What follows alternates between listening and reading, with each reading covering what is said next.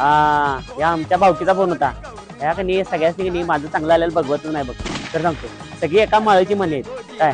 आता का नाही आईला सांग कुणाचा फोन येऊ दे, लय फोन येतील कुणाचा उचलायचं नाही आणि सगळ्यांनी हुच म्हणायचं. तुला सांगतो परवा का नाही इलेक्ट्रिक गाडी घेतली काय, एका सकट सगळी आलती आणि 2-2 पिढ्या एक्स्ट्रा घेऊन गेल्यात म्हणजे घरात खाणार आहेत. आणि म्हणतात कशी 2 वर्षांनी बॅटरी खराब होत्या ते जाऊ दे. तो आहेस ना माझ्याबरोबर झालं तर मग ते सांगले चुलता फोन करेल काय, ते लय लांबड लावते. आईला म्हणायचं नुसतं हो म्हणायचं, ते काय तर सांगल माझ्याबद्दल त्याला लय लागते. हा आणि कुणाचा फोन येणार तुला सांगतो की आता सांगतो लिहून ठेव. पुण्यात तिचा फोन यायचा राहिला अजून. तिला लय लागते गावभर फिरत असते ती.